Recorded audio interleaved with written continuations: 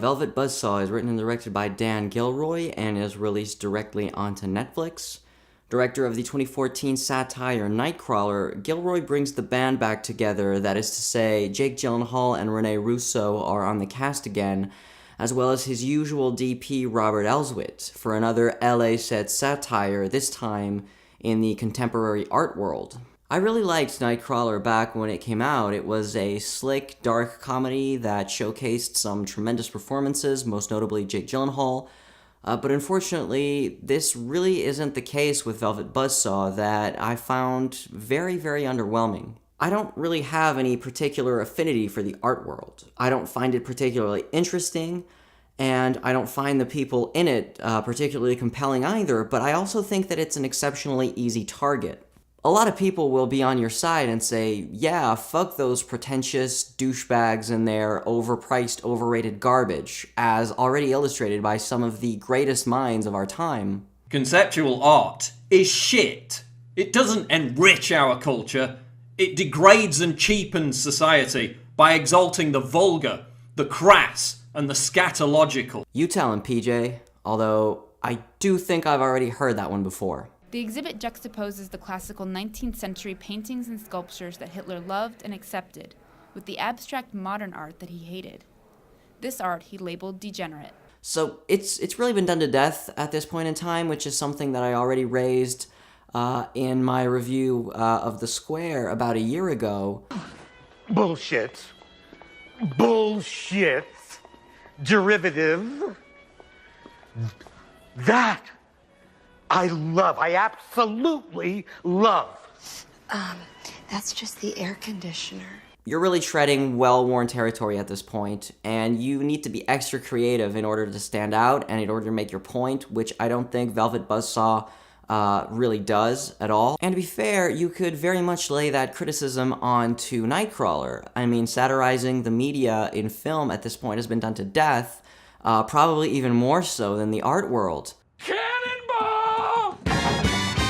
But I do think that Nightcrawler stood out for two very distinct reasons. The first one being you had a sociopathic but very compelling main character with a powerhouse and wonderfully entertaining performance by Jake Gyllenhaal.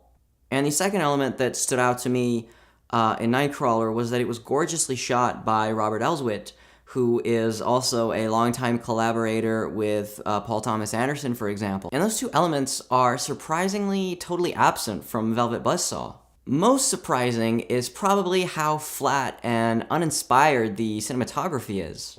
And maybe that's in and of itself a commentary on the art world, but I expect a lot more from somebody like Elswit, shooting in Los Angeles, and I've already said this before, I don't think anybody shoots Los Angeles better than Elswit, but this film, nothing really stood out. Although he did shoot Skyscraper earlier in the year, so maybe there was some residual visual pollution, and he just couldn't quite get back into that really fantastic DP mode. Everything was just so low contrast, so high key, especially in the daylight scenes, and it's not just the cinematography that I found flat, but the entire directing, the blocking was extremely basic, extremely simple. There really wasn't anything that would pull the viewer in visually, which for a film about the art world, I find is a huge missed opportunity. Everything's stilted, and there are very few exterior shots, except maybe a few exceptions, and a lot of B-roll, which is in stark contrast to Nightcrawler, which took place in the streets, and as a result, really made the film probably look more expensive than it was. And in this, it's very much the opposite. I just couldn't shake off this TV movie vibe that the movie was throwing off, or maybe a sort of longer TV series that was shortened down to a feature-length film, although I don't think that was a plan at any point for this film, but the large ensemble cast contributed to that. There are a lot of characters with interwoven storylines, sort of a la Robert Altman, The Player, for example, but it's not really executed in a particularly interesting way.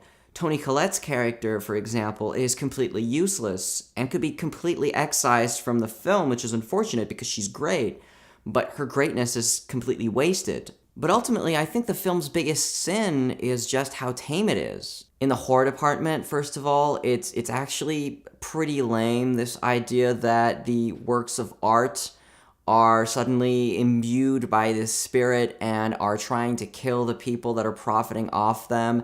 It's a pretty juvenile idea in and of itself, but then it's not really executed in any way that could be striking or visually interesting.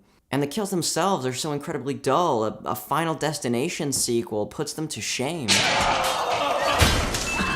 And even in the satire department, it was completely toothless.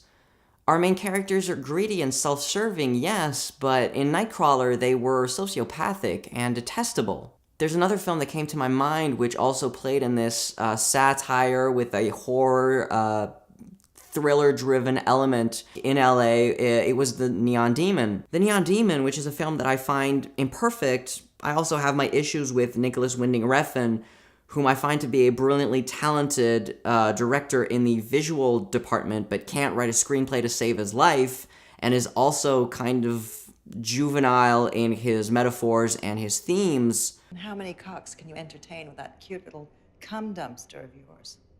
But at least The Neon Demon was visually striking, grotesque, visceral, and the characters were disgusting, vile, and perverted. It went big, and I'm of the opinion that with satire, go big or go home. The vilified characters, which, like I said, aren't that villainous, they're only limited to the private art gallery world. Artists, for example, come out very much unscathed. I mean, yes, they sell out at some point, but by the end, they also rediscover the meaning and the purpose of their art and of their creativity. The institutional world, represented by museums, get off without being heavily satirized and in a way remain the custodians of culture. Gilroy doesn't even have the balls to criticize the fucking critic, who I might add is delightfully played by Jake Gyllenhaal, but really isn't such a bad person and is genuinely interested in art and is generally fair in his reviews, his downfall being that he accepts once to write a bad review of something that he finds powerful, except it's not for money reasons. He does it because he is fucking this gallerist and she wants him to destroy her ex-boyfriend's expo.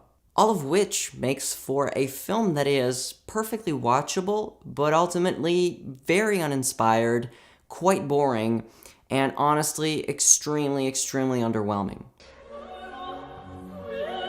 Oh, hello,